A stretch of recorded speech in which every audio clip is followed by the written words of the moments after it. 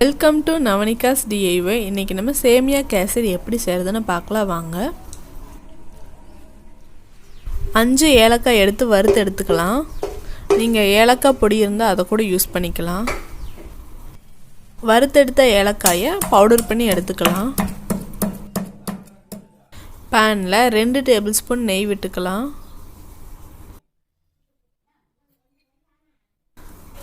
5 ல இருந்து 10 முந்திரி எடுத்து வறுத்து எடுத்துக்கலாம். கலர் சேஞ்ச் ஆன உடனே வேற பிளேட்ல மாத்தி வச்சிரலாம். அதே பேன்ல 10 திராட்சை எடுத்து வறுத்து எடுத்துக்கலாம்.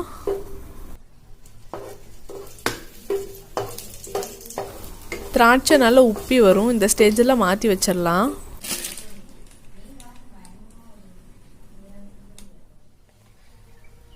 அதே பேன்ல 2 கப் அளவு சேமியா எடுத்து வறுத்து எடுத்துக்கலாம்.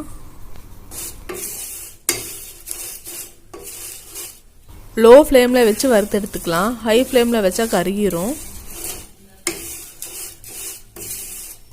லைட்டா கலர் சேஞ்ச் ஆன உடனே வேற பிளேட்ல மாத்தி வச்சிரலாம். அதே பேன்ல 2 கப் சேமியாக்கு 4 கப் தண்ணி எடுத்துக்கலாம். பாருங்க தண்ணி நல்லா கொதிச்சிட்டு இருக்கு. இந்த ஸ்டேஜ்ல வறுத்தெடுத்த சேமியாவை உள்ள போட்டு கிளறி விட்டுறலாம்.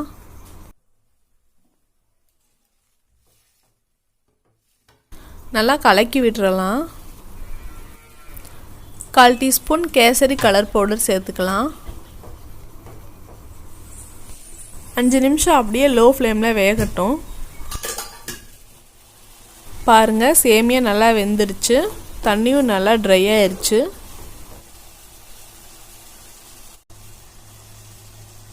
இப்போ 1/2 கப் அளவு சர்க்கரை சேர்த்துக்கலாம்.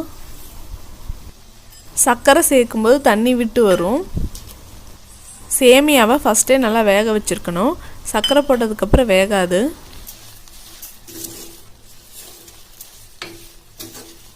நல்லா உடனே மிக்ஸ் பண்ணி விட்டுறலாம்.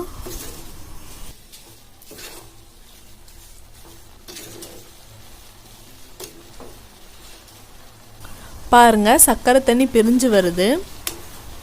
சேமியாவில் இருக்க தண்ணி ட்ரை ஆகிற வரைக்கும் கிளறி விட்டுட்டே இருக்கணும்.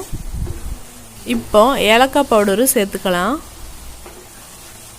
தண்ணி ட்ரை ஆகிறதுக்கு ஒரு 2 நிமிஷத்துக்கு முன்னாடியே ஏலக்காய் பவுடர் சேர்த்துக்கணும். அப்போ தான் ஏலக்காவோட எசன்ஸ் கேசரியில் இறங்கும். பாருங்க தண்ணி நல்லா ட்ரை ஆயிடுச்சு. இந்த ஸ்டேஜில் வறுத்து எடுத்து வச்சுருக்க முந்திரியும் திராட்சையும் உள்ள சேர்த்துக்கலாம்.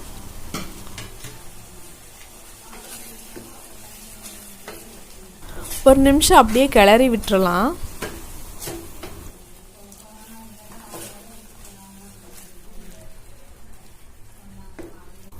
லாஸ்டா 1 டேபிள்ஸ்பூன் நெய் சேர்த்துக்கலாம்.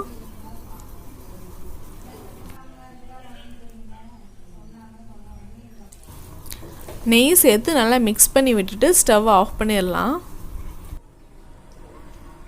அவ்வளோதான், ரொம்பவும் டேஸ்டியான சேமியா கேசரி ரெடி. இந்த வீடியோ உங்களுக்கு பிடிச்சிருந்துச்சுன்னா லைக் பண்ணுங்கள், ஷேர் பண்ணுங்கள், சப்ஸ்கிரைப் பண்ணுங்கள். அப்படியே பக்கத்தில் இருக்க பெல் ஐக்கானையும் ப்ரெஸ் பண்ணிடுங்க. நன்றி.